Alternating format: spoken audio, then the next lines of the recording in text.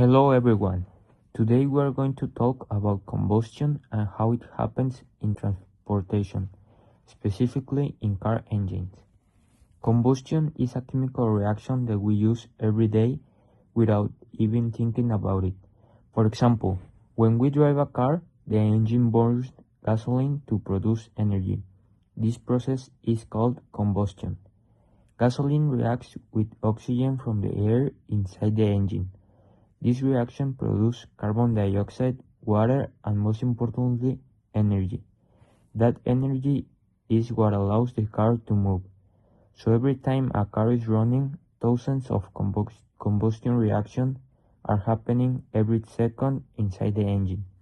Combustion is very important in daily life because it is used in transportation, stoves, factories, and even airplanes.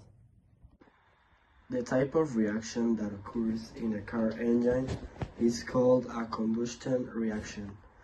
A combustion reaction happens when a fuel reacts with oxygen and releases energy.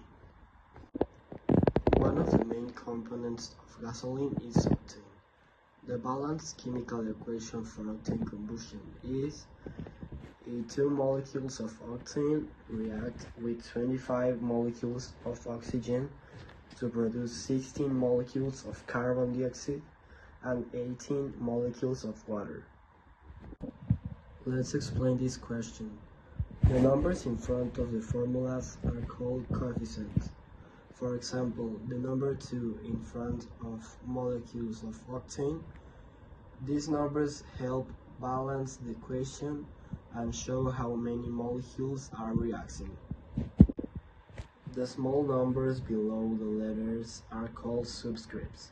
For example, in the molecules of octane, 8 means there are 8 carbon atoms, and the 18 means there are 18 hydrogen atoms.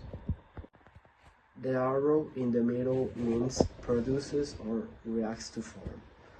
On the left side, we have the reactants, octane and oxygen.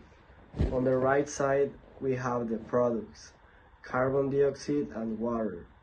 This shows us how matter is conserved and rearranged during the reaction.